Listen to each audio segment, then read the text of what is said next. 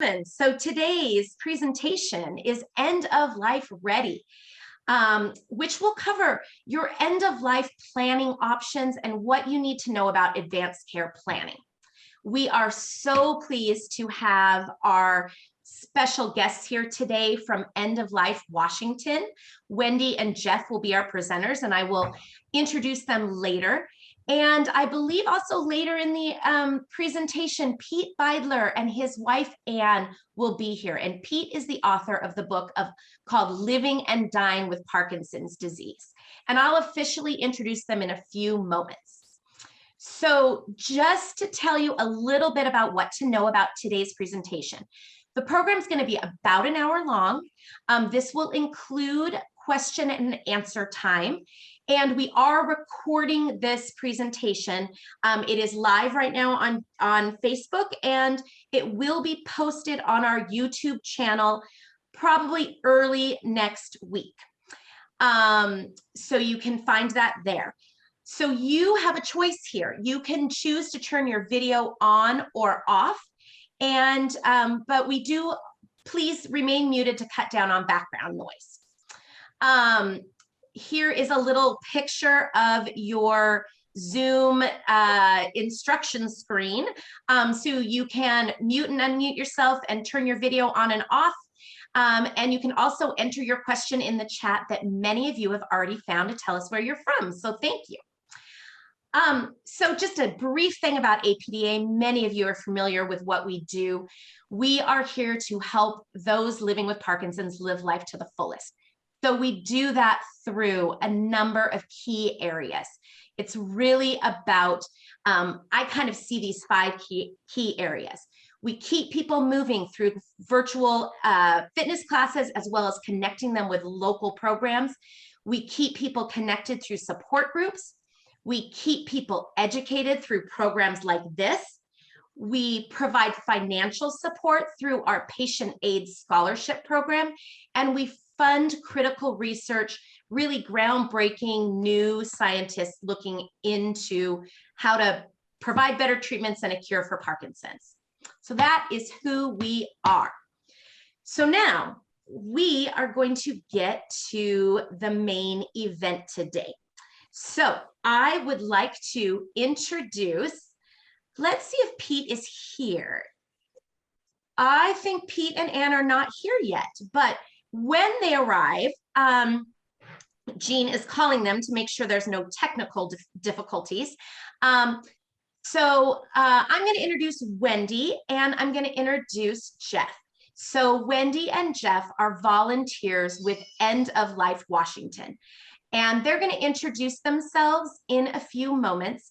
And then Pete, hopefully Pete and Anne will come, but I'll just tell you a little bit about Pete and his book called Living and Dying with Parkinson's Disease. Pete and Anne live in Seattle and have been married for 58 years. He is a retired English professor, and he is the author of several books, including this one, which is his most recent edition, which is Living and Dying with Parkinson's Disease. So we are very pleased to have all of these folks here with us today to present this very important information. So Jeff and Wendy, thank you for being here. And I am going to turn the mic over to you and mute myself. Great. Thank you, Jennifer, so much. Well, welcome everyone, and thank you for joining today. My name is Wendy, and I'm a volunteer, as Jen said, with End of Life Washington. I'm joined by Jeff Baker, who might just be right in the, give us a wave, Jeff. We've both come to End of Life Washington through experiences through life and end of life with family members and friends that we had very unique journeys and learned a lot about decisions that can be made and choices that are available that not everyone is aware of. For me, that was personally my mother dying of early onset Alzheimer's, and in her late stages had a very difficult end to her life. Had we been more educated and known more about what options could have been, she probably would not have had such a difficult end of life journey. So that is how I came to End of Life Washington, was really wanting to help educate the public and make everyone aware of their choices so everyone had a chance to die on their terms. And Jeff, I'll let you just speak briefly about how you came to End of Life Washington. Sure, thanks, Wendy. 10 years ago, my dad, who's currently 91, was diagnosed with Parkinson's. And so we've been living this journey with him for, well, 10 years. 8 years ago, my wife was diagnosed with glioblastoma, and I was the primary caregiver and health agent for that journey that was 6.5 months. And my mother passed away 4 years ago after 65 years of being married with my dad. So I've had some very intimate and very intense experiences with a quality of end of life. And then this is just a perfect way for me to share some of that, and hopefully other people will find their way to have a quality journey. Thanks, Jeff. And we'll hear a little bit from Jeff throughout about some of the experiences he has being the healthcare agent for his father. Just a little bit about End of Life Washington. I know we have folks joining from all over the Northwest and even all over the country, I believe. But organizations like this probably exist in many of the states that you live in or nearby. We focus specifically on education and resources, sessions like today, as well as hundreds of resources on the End of Life Washington website. Even though things like Death with Dignity are unique to Washington State, the End of Life Washington website has fantastic resources just in talking to your doctor, thinking about end of life issues. So please feel free to go there, even if you don't live in Washington State. End of Life Washington also provides one-to-one client support and counseling. Again, many other organizations around end of life do this. Counseling and guidance around how to navigate the very difficult issues and decisions around end of life. And then advocacy and public policy, really helping drive policy around death with dignity laws, end of life laws, policy around making choices for life-ending medication and hospice and other kinds of care. Today, we're going to break this time up into two parts. In the first section, we'll talk about the importance of planning ahead before a healthcare crisis, before a diagnosis, and before living with illness. Really preparing for the unexpected and making sure that your decisions are documented. In the second half, we'll talk about the choices you have to die on your terms. Now, some of those will be unique to Washington State, but some not, and we'll share those with you. In between each one of these sections, we'll have a brief time to ask questions. So again, as Jen said, please put your questions in the chat, and she will try to address those that are most relevant for all, and any we can't get to, we'll try to address after our session via email and other Facebook opportunities with the organization. Before we move forward into those two sections, I just wanted to take a minute and just recognize how hard it is to talk about end of life. Some people can't even use the word death or dying. They talk about pushing up daisies, buying the farm, kicking the bucket. There are all sorts of euphemisms to talk about death. And as much as we know and have experienced that those people who prepare ahead of time and have all of their end of life wishes documented and have shared that with their family and friends and their support network, they seem to have a much more peaceful journey to the end. We still really have trouble talking about end of life. And I think that's because we're leaving those that we love and those that care about us. But the reason why we've created this session is, again, we find that those that do have these conversations with their whole support network really do have the most peaceful and comforting deaths. So we'll start today by talking about planning ahead. And the most important thing here is choosing your support team. Now, when we talk about support team, this is anyone and everyone who comes in contact with you and your health. So this may be the direct people you live with. This may be neighbors, community, friends and family, but this is also the nutritionist, your acupuncturist, your primary care physician, nurses, physician's assistants, potentially a fiduciary, anybody who's talking to you about your health and the environmental things around you that could impact your health. And we start here today because if you do not have the right support team in place, everything else we're talking about today could be compromised if you haven't shared with your support team or found individuals who are willing to share your wishes. So we start in planning ahead. We find the best place to start is by filling out a values worksheet. This is a document that helps you really look at what does quality of life mean to you. So this isn't about, for any of you who have filled out an advance directive, this is where you might answer questions about life-sustaining treatment and specific conditions that may impact your health and bring you to a hospital, for example. This is much more about what does living well mean to you? How important is your independence? The kind of questions are asked from very important to not very important. So it's things like being comfortable and as pain-free as possible, being free of physical limitations, dying in a short while rather than lingering. So this really gives you an opportunity, especially when living with disease like Parkinson's, to say, what are my values about living when I know I'm living with a degenerative disease, but what are my values as I go on? And as we get to the end of our presentation, I'm going to read from Pete's book, where he's actually established some questions that he asks himself that are very helpful. And hopefully when he joins, we'll have that opportunity. So once you've spent some time and looked at what your values are about quality of life and what that means, then it's time to really look at the specifics and create an advance directive. Now, many of you attending may have an advance directive, so some of this may be repetitive, but we find it's really good to not only remind, but revisit some of the important things about what an advance is and is not. So an advance directive can also be referred to as a living will. This is a combination of two documents, a healthcare directive, which gives information to healthcare professionals and your entire support team, what kind of extreme measures or life-saving measures you would or wouldn't want based on your situation. And then it also establishes a healthcare agent who can speak for you. And this is by creating a durable power of attorney. Now, the importance of an advance directive is bringing all these documents into place. This is where your wishes should be most honored. In completing a healthcare directive, very different than the values worksheet, the healthcare directive is asking you specifically in what scenarios you would or would not want life-sustaining treatment.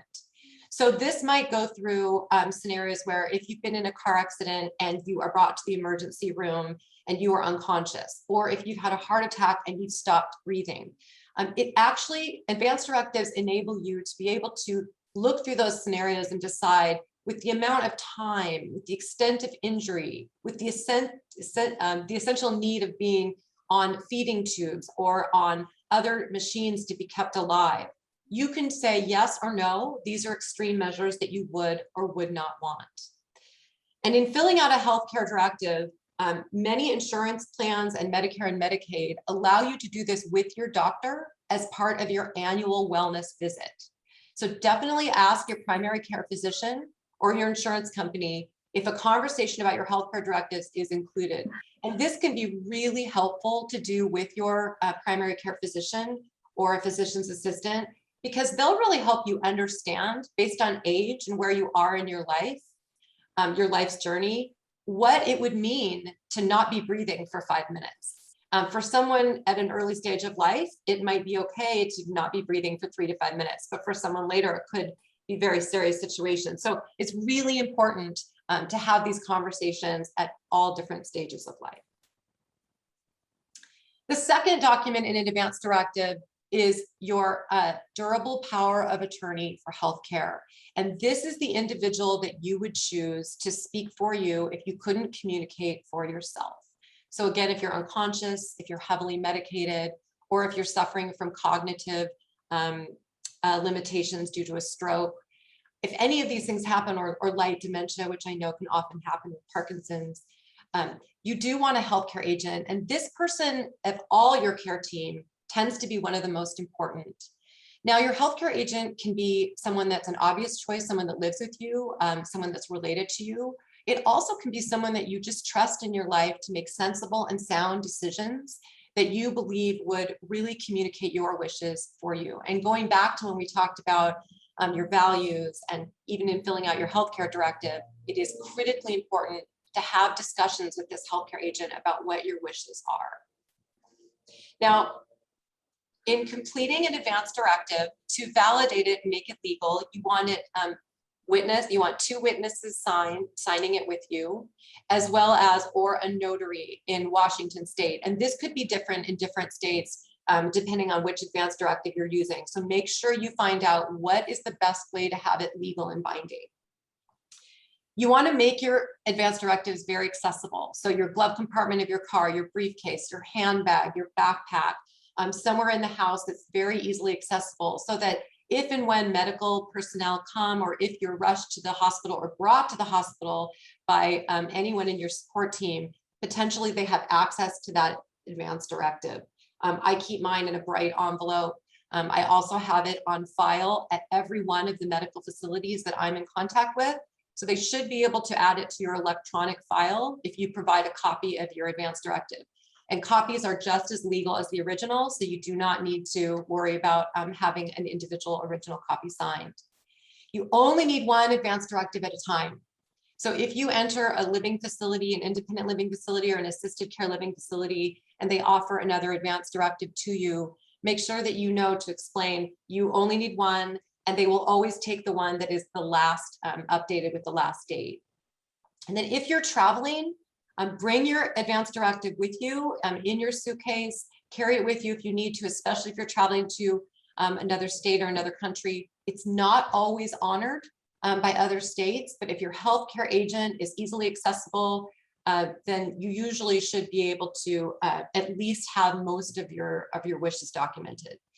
Today on mobile phones, there are many different applications you can download, as well as on your PC you can find, but that have emergency contacts information included, as well as your advance directive documents. So just go up to Google and search anywhere online for applications that enable you to put your emergency contacts and documents in.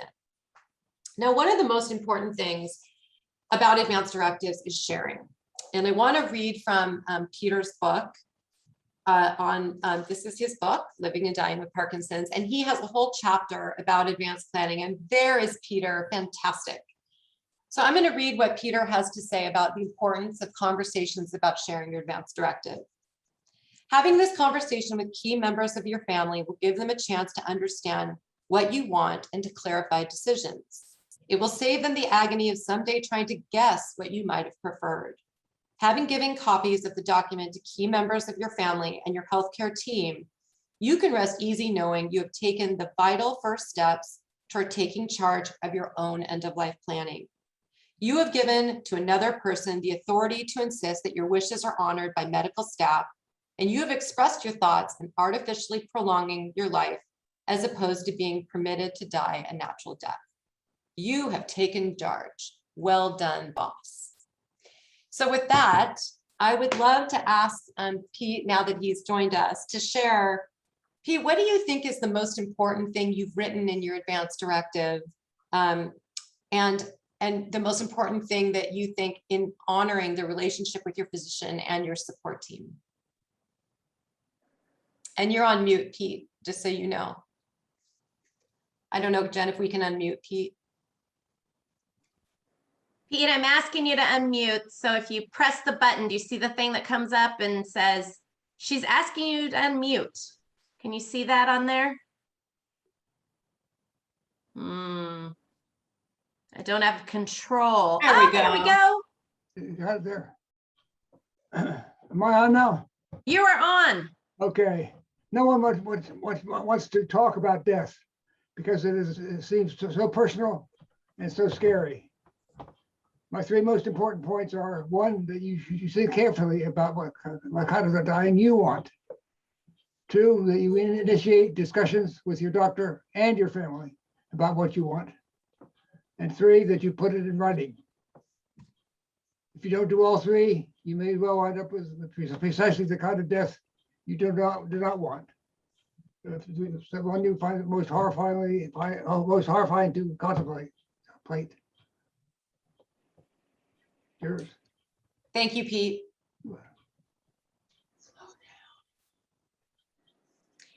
There are 2 additional directives that are available in Washington state, and they may be available in other states as well. We see more and more end-of-life organizations adding these to the resources they have available.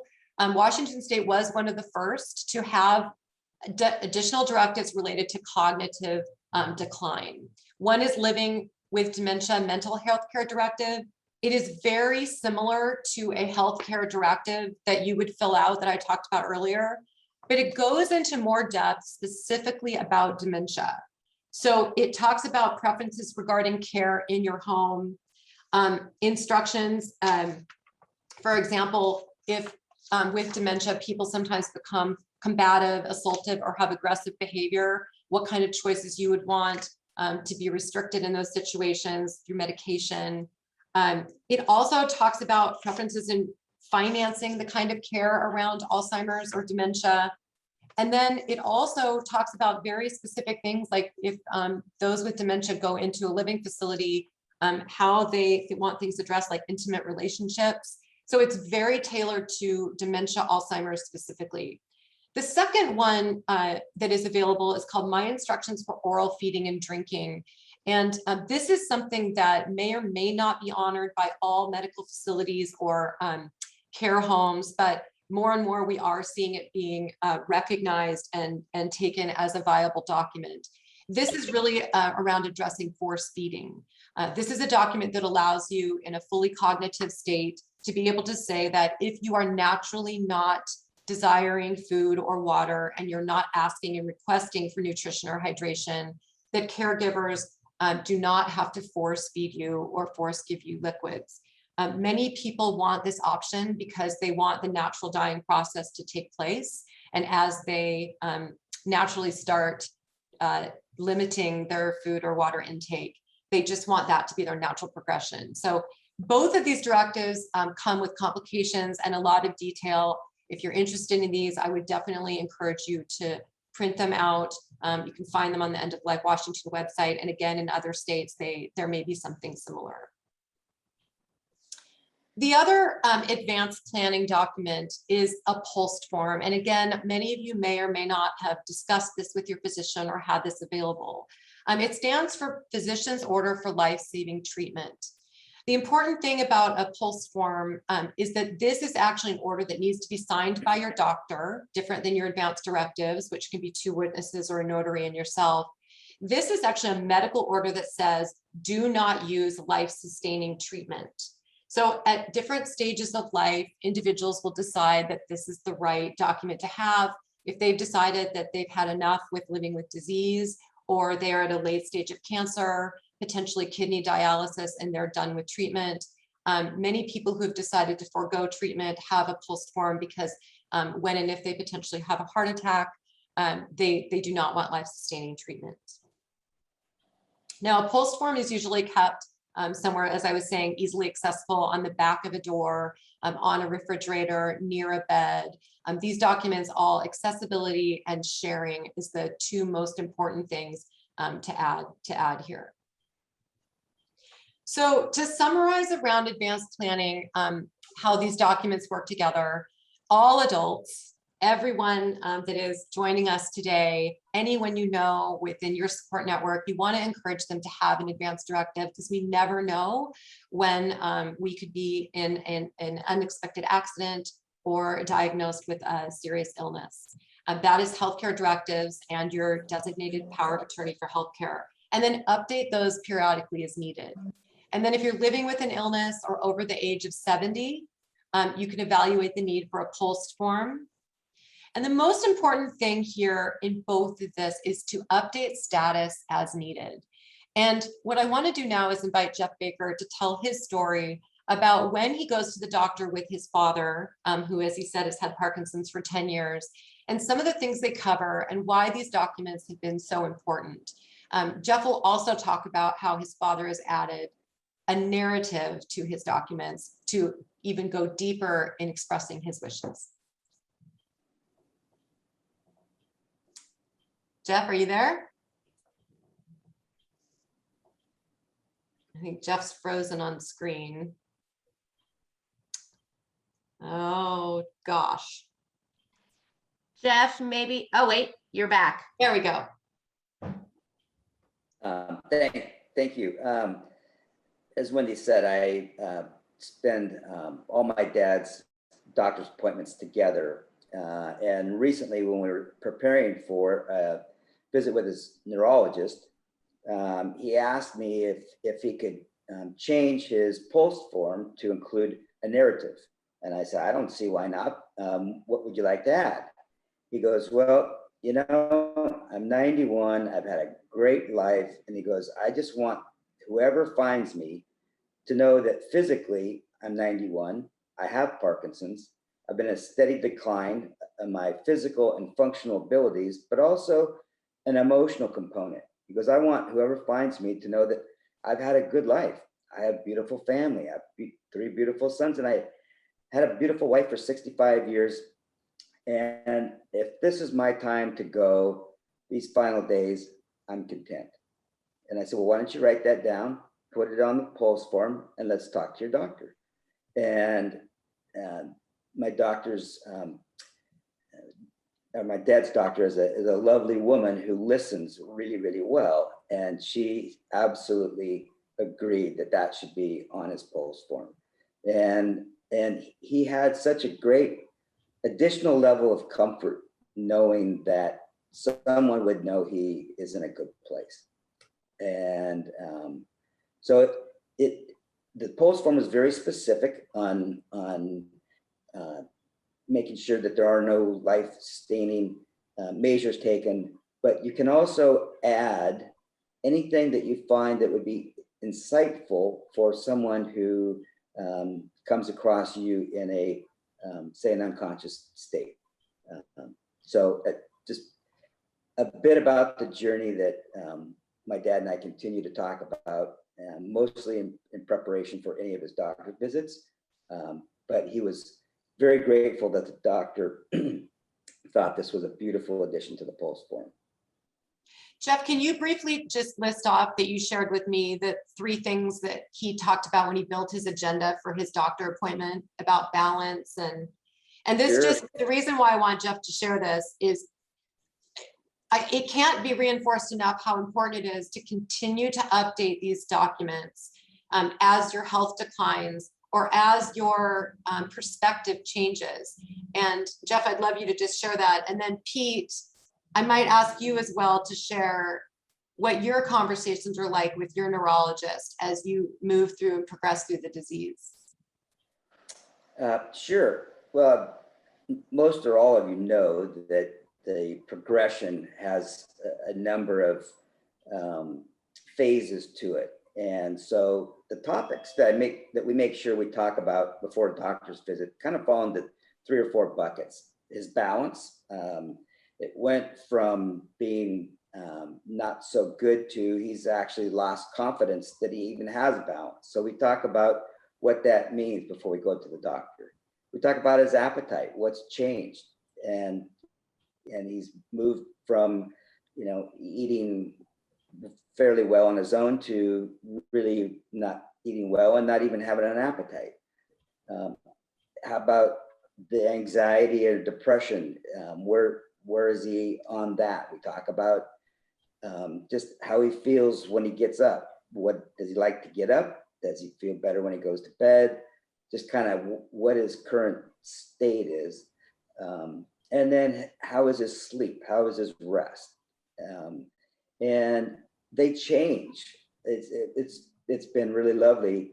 I don't know, surprising, but as time has gone by, those same topics have moved quite a bit. But we share that with his primary physician and his neurologist each visit.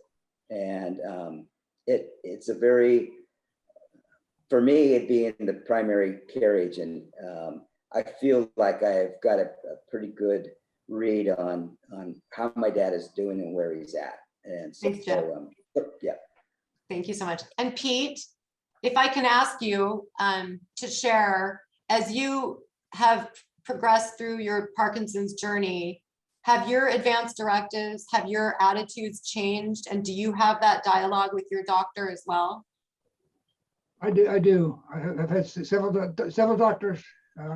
People retire, and I get assigned new ones. But I'd want to taking a copy of my book in for first interview. And say, read this when you have time. And some of them do, some of them don't. But it really helps have thought about all that stuff, and I can be fairly clear about this with them about what I want, and they listen to me. That's great. And your chapter on the power of attorney and advance directive is excellent for anyone who has not read this book. He just captures everything we've covered and more. So thank you for writing this, Pete. Thanks. Well, that summarizes our first section on advanced planning. And now we have just a few minutes for questions. So Jen, I know there's been some questions in the chat, I believe. There have been some questions in the chat. So there was a couple folks who wanted to know, how do you find these documents? And my answer was, we'll link them to you in your post-event email. Is that a correct statement that these are available on the End of Life Washington website? They are, and there are many organizations that provide advanced directives. There's one called the 5 Wishes, which if you search 5 Wishes, you'll find. If you look up advanced directives or living will, you will find many different advanced directives. Try to find them for your state, for where you live, to make sure they'll be honored by the medical facilities that are available to you in your area. The one thing to understand about advanced directives is, and we'll talk about this in a minute when we get to end of life choice, is there are some hospitals and clinics and facilities that will not and do not provide services around end of life. So it's very important to know, again, going back to what we've reinforced many times, the conversation with your support team, because even though you have them and you can pull offline, you can find many different kinds, make sure those advanced directives and what's written will be supported by the healthcare institutions around you. But you can find so many online, but End of Life Washington has ours as well. Compassion and Choices, Honoring Choices, many different organizations have them. Great, thank you. And there was a question that a durable power of attorney for healthcare is different than a financial durable power of attorney. True, false? Yes, very true. A durable power of attorney for healthcare is someone that is given the proxy to communicate for you, if you cannot communicate for yourself, only about your health. Now, they can make decisions in the Alzheimer's, the dementia healthcare directive. You can write down what your financial desires are about how you want money spent and you to be cared for related to dementia. They're also in some directives have that. So there is a money component given to your healthcare directive around financing your care. Okay, great. Can you repeat again what POLST stands for? Yes, it's Physician or Portable Order for Life-Sustaining Treatment. People might think of it as a DNR. We used to have a Do Not Resuscitate order. That is what POLST form, but it has to be signed by your primary care physician. There's Pete's right there. And that's universal to all the states, correct? That terminology? Yes, as far as I know, every time Okay. I've searched, it's that terminology. And if you have a POLST form, most emergency medical professional, I have not heard of a story where it has not happened, will honor that POLST form. Mm-hmm. Okay, great. And then Barbara from Olympia is asking, what is a good source of information on the dying process? Well, there are many different, I think for individual different kinds of final stages. So for cancer, if you go to any cancer, Caroline's cancer facility, you can see what the late stages of cancer are. For Alzheimer's, there's late stage in the dying process there. For the things we're going to talk about next with death with dignity and voluntary stopping eating and drinking, as well as refusing treatment and being on palliative or hospice. So every scenario is different. The one thing I can say about the dying process that is similar is comfort care and comfort measures are critically important to make that dying process as comfortable as possible. But they're all different depending on what your choices are. So that question might get answered in the next section. Okay, great, thank you.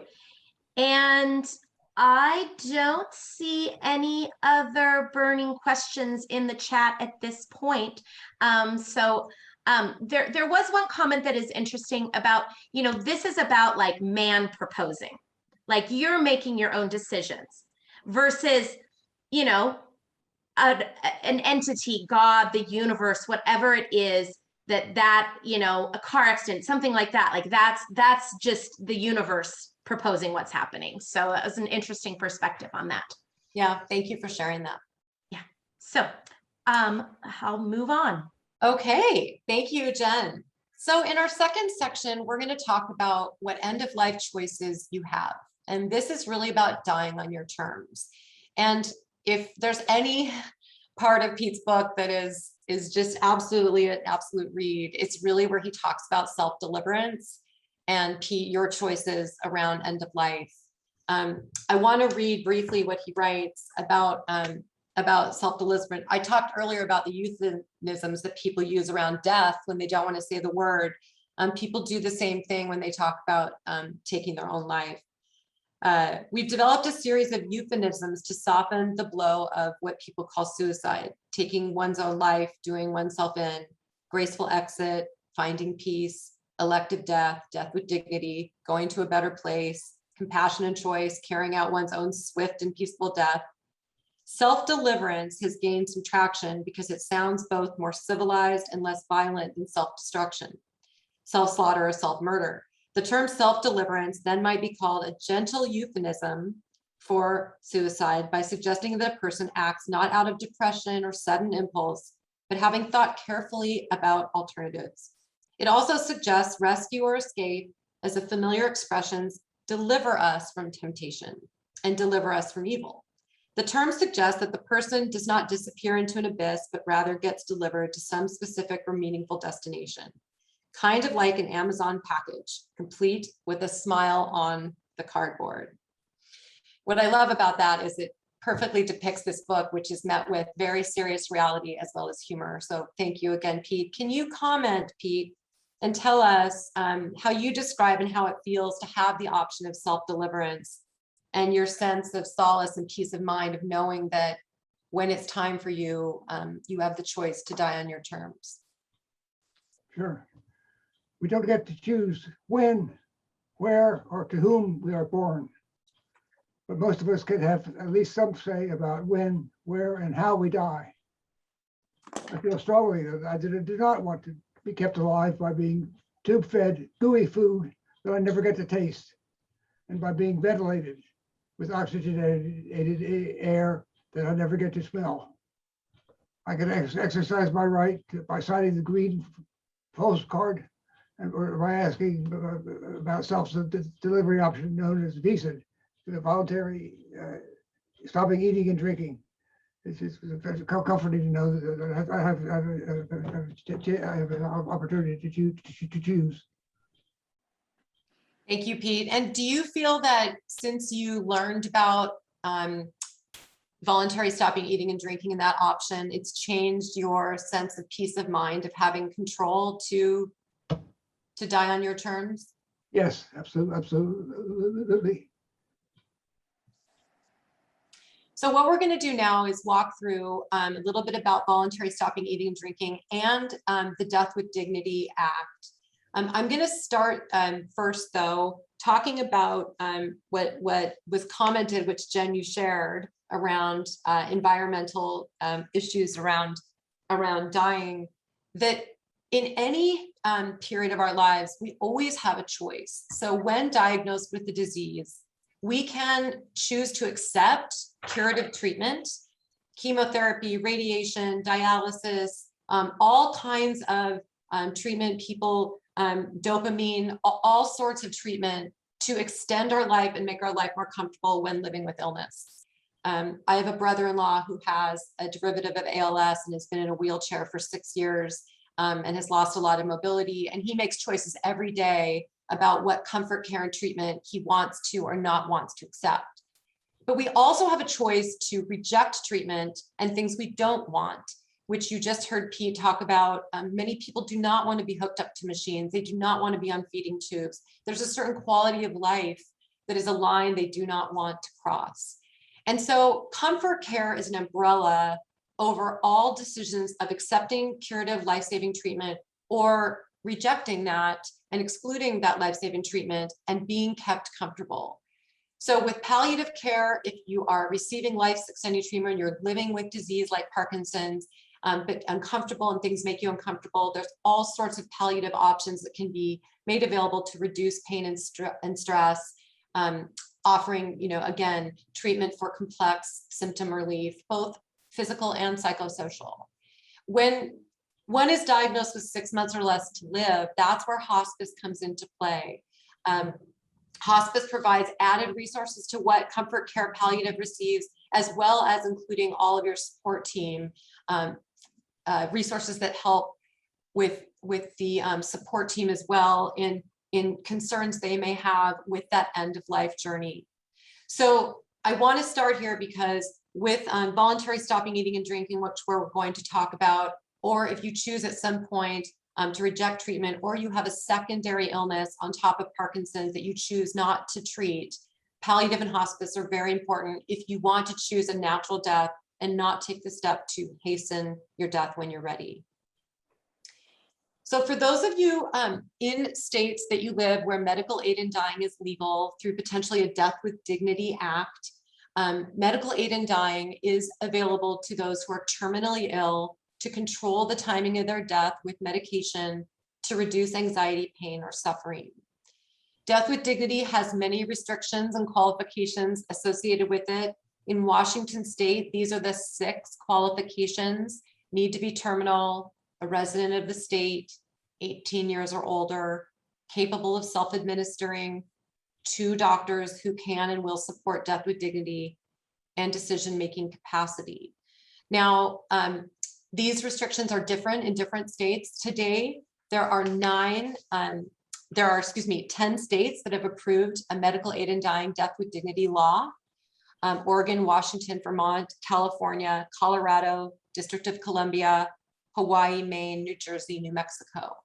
And that means that 1 in 5 Americans now, with California coming on, have access to a death with dignity law. Now, as Pete and I talked last week, that's not necessarily helpful for Parkinson's patients because it's often not terminal, and you lose quality of life in many other ways before you are actually, before you are qualified to use the Death with Dignity Act. The Death with Dignity participants are, as you can see, from 18 to 104 years old. Disease does not discriminate. People can be of all ages. 70% of the clients that we work with in Washington state have been suffering with cancer. We do have individuals that have had Parkinson's participate in Death with Dignity. Again, it's usually from an extenuating circumstance, or they're at a place where organ failure and other things that do qualify them as terminal.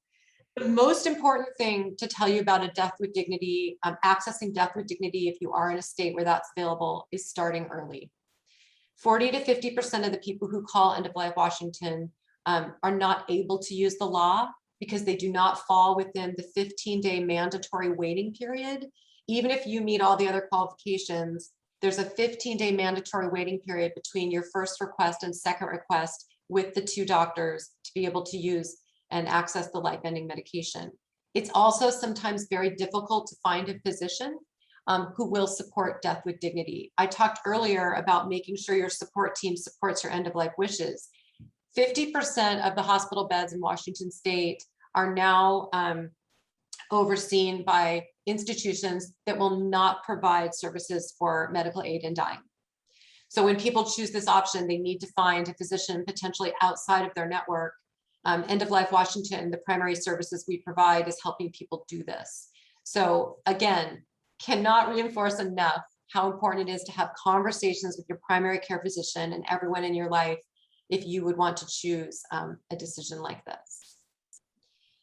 Now, again, medical aid in dying is not an option for everyone. And as Pete asked me last week, if there are any advancements in the Death with Dignity Act to include individuals who are not terminal with 6 months or less to live, there is progress being made. There is another House bill, 1141 in our state we're trying to push through. But some will not qualify for death with dignity, and there is another option, and that is called voluntary stopping eating and drinking. Now, for those of you who haven't heard of this, voluntary stopping eating and drinking, called VSED, looks very similar to what the late stage of cancer looks like. If you've been by a bedside of anyone who is in the late stage of cancer, they naturally stop wanting nutrition and hydration.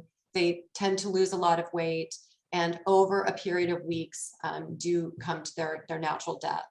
VSED is advancing that process where you are deliberately deciding to remove nutrition and hydration to allow the body to die between approximately 1 to 2 weeks. Again, the most important thing with a decision like this is the comfort care that is also associated with it. Collaboration is critical. We would never suggest that anyone take on VSED without very close collaboration with your doctor, with hospice, to make sure that comfort measures are in place. You can see the clients that have chosen VSED that we know of in Washington State suffer from these 8 diseases and conditions. And I have personally had the opportunity to talk to almost 18 families and support teams that have been with individuals when they have chosen VSED, and all of them have told me that it was, with the right comfort measures in place, it was a peaceful and beautiful death with the person who was suffering. One of the big questions we get about VSED is, when is it time? When, especially with early Alzheimer's, you need full cognitive capability to be able to remember not to eat or drink. But for individuals that have degenerative disease like Parkinson's or ALS or MS, we often guess, when is it time? Peter does a beautiful job on page 138 and 139 of his book of listing off when he believes it is time. So he's listed many different, I think almost 26 different check boxes, I guess I would say, for him. And I'll just read a few of them and then ask Peter to share. Is there some unfinished work I want to complete before I sign out? Am I still well enough and motivated enough to finish that work? To what extent am I now dependent on others for my daily care, feeding, bathing, dressing, getting around, reading, and exercising? How rapid is my Parkinson's declining? Do I feel myself descending into dementia? Would I be better off gracefully conceding, so avoiding the inevitable pummeling that lies ahead? Do I want to live longer for my own benefit or the benefit of someone else?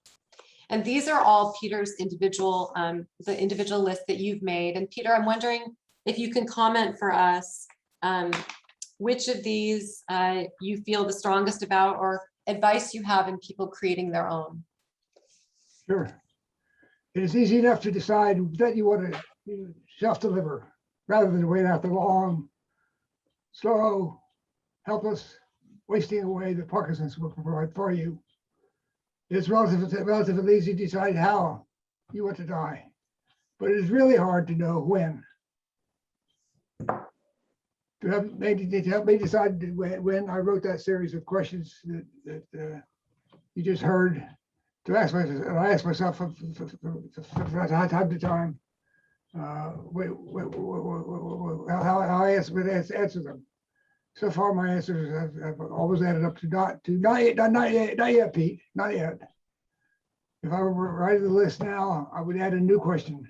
Would my death relieve Anne if a burden no wife should have to bear? My overall answer would still be not yet, Pete, but I would say it with less conviction now. Well, I think we all feel, those of us that have read the book that are joining today, all feel honored that it's not yet Pete.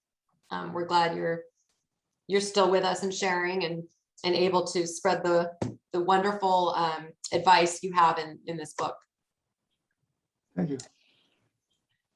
There's a gentleman named Jeff who we came across who was diagnosed with supranuclear palsy in 2015. And he and his wife found End of Life Washington and came to us and shared his story.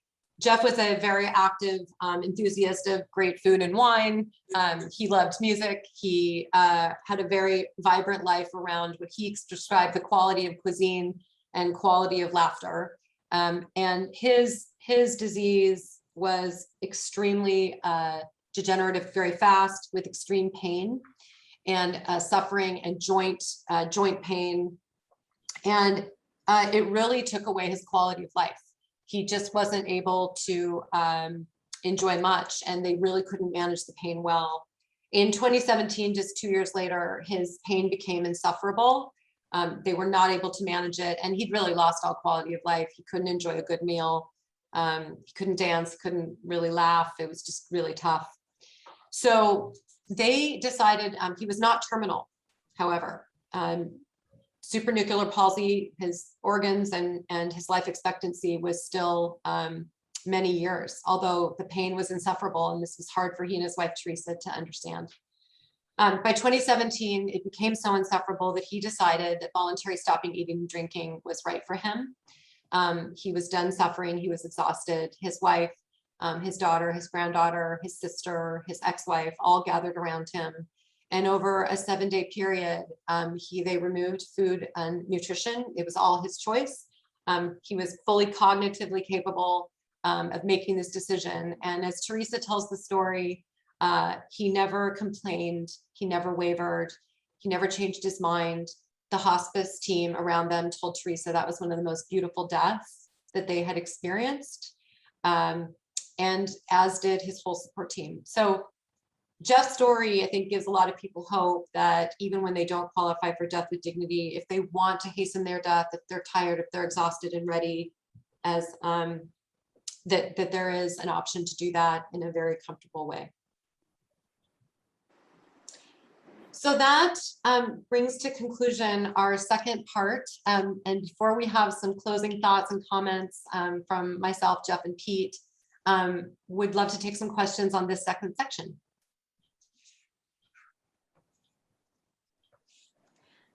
There's only one question so far that has come in, and it was, what do these comfort measures look like for VSED?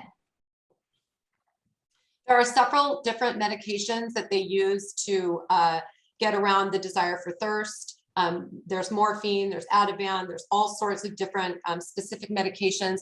There's swiping of the inside of the mouth. There's lots of comfort measures taken to make sure that the body is not uncomfortable.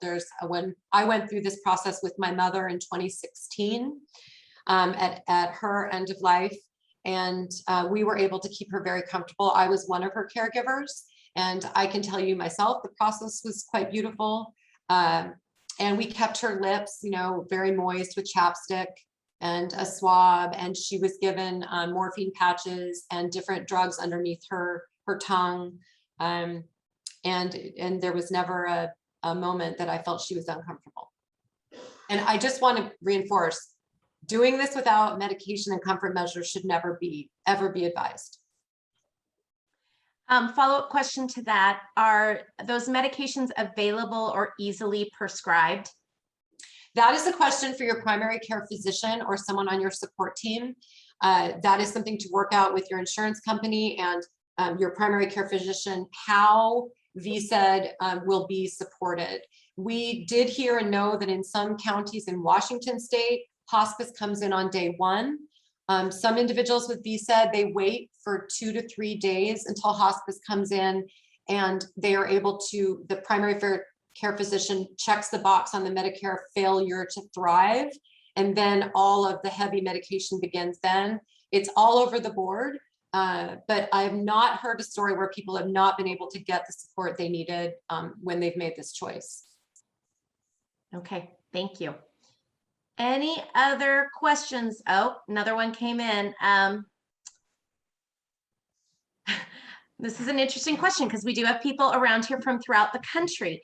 My husband wants VSED when he's not terminal. We live in Wisconsin. Should we move to Washington state? No, you can do VSED in any state.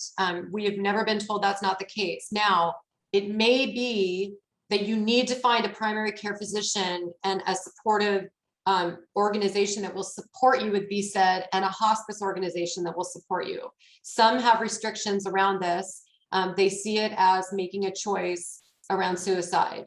VSED is legal. It's not illegal, and it just really requires a one-to-one conversation in the state you live in with your care team to ensure you'll be supported. And then you may have to shop around for a new physician if the one you're with today will not support you. Okay. I also would really advise people to find individuals that have gone through VSED before.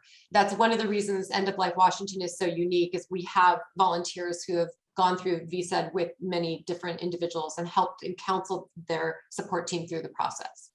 Yeah. So there's so the question that just came in that says, I'm just going to read it directly. Wait a minute, even when one isn't terminally ill.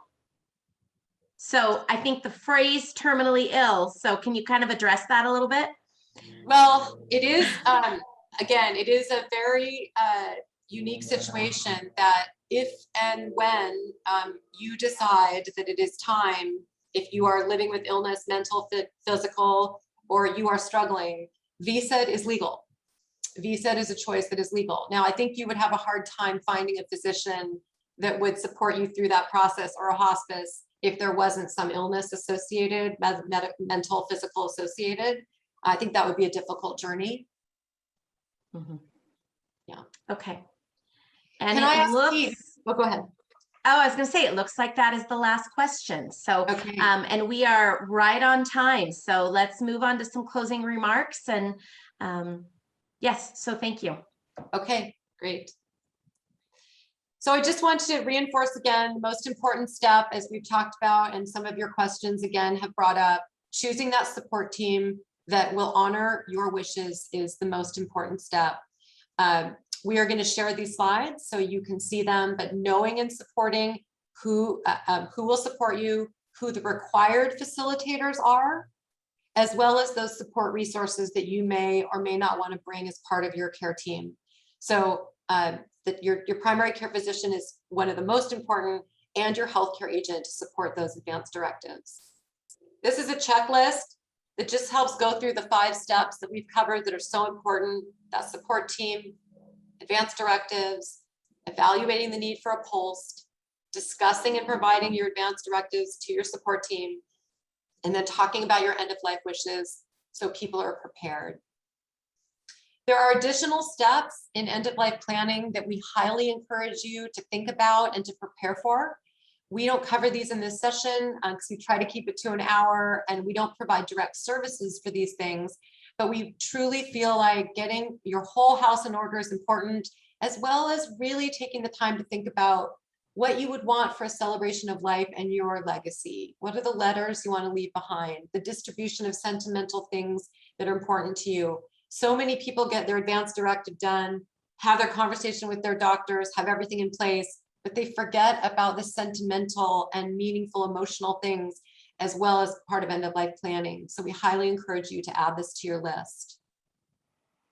All of the resources we discussed today are available on the End of Life Washington website. Just use the search button to find the values worksheet is there, the end of life, the advanced directives, the dementia directives, and many other resources. If they don't apply to your state, as some people are not from Washington, call your local end of life organization or your local hospital, local hospice, and find out what documents do apply to your state. And then I would really love to end with the poem that is at the final page of Pete's book. Pete, I don't know if you would like to read this or you would like me to read it. You read it, please. Okay. He says, "Don't be depressed. I need this rest. To feel refreshed, I have been blessed. I love my life. I love my wife. 2 sons that shine, 2 daughters fine, and grandkids 9. It's sure been fun. Now sets the sun. My work is done. My tale is spun. It's time to go and join the flow. No need to pine. I'm doing fine. The victory's mine. Now go and dine." I love this poem. It just is such a beautiful illustration of what you've captured in your book. And Pete, I invite you to give any final comments before we hand it off to Jean. just a question about when is the disease terminal? I think life is terminal. We're all going to die. So it's just a question of when and how. And we have a lot of choices about that. I've been blessed in lots of ways. And the person who was moving to watch the West Coast, who was watching it do it, I did. And and I moved here for 15 years ago. It's a great place to live. I love Seattle. Well, thank you, Pete, for joining us. And thank you, Jeff Baker, for sharing your stories. And thank you all for having us. And now I'll hand it off to Jean. Thank you so much, Jeff, Wendy, and Pete. What a great presentation, and really needed for people to think about no matter what stage they're at and planning ahead. When Pete was writing his book, he asked me to read an advanced copy, and I was sitting here in my living room sobbing, reading it, but thinking how powerful this is and how honest and truthful and incredible it was for your courage and bravery to think about this and speak up and not be afraid to have these conversations. So thank you so much, Pete and Wendy and Jeff, for volunteering your time for this cause that is hard to discuss. I told Jen earlier I was bawling on the thing. She's like, jump up and down. So jumping up and down for a while here, getting my exercise.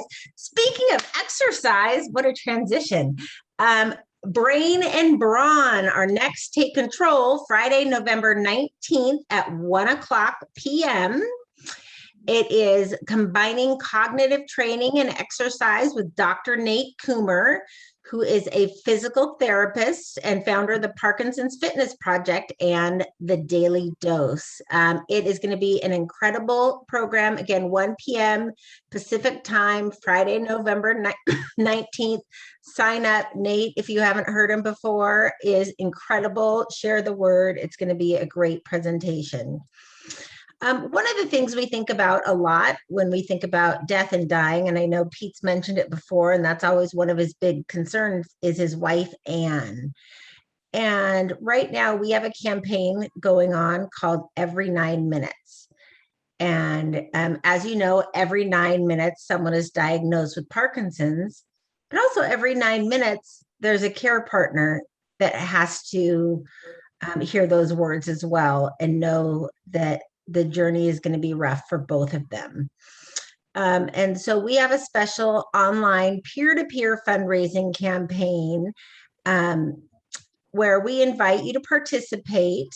And it's not asking you for funds, it's asking you to invite your networks of family and friends to donate. And these funds are going to go directly to allow us to provide vital programming and support for care partners who often forget about caring for themselves. And so we help teach them the tools to not only care for their loved one, but care for themselves as well. So look for information on that in your post-event email and on our website. Another thing I wanted to mention is what will your legacy be? So part of going on and talking about death and dying is what legacy do you want to leave behind? And if you would like to talk to someone at APDA about including APDA in your will, in IRA distributions or other things, let us know. You can contact Kirsten Richards at APDA and she can set up a meeting to discuss that further, and we'll provide the contact information in a follow-up email. Those gifts, when we do get them, are what helps sustain our organization. We are reliant 100% on individual donations. And so just wanted to mention that. And oops, it's Brain and Brawn again. So I want to thank all of you for coming, and I appreciate you being here. And if there's anything else that APDA can do for you, any other topics you'd like us to discuss in the future, please give us a call, drop us a line. We are here to support you in every step of this journey with Parkinson's.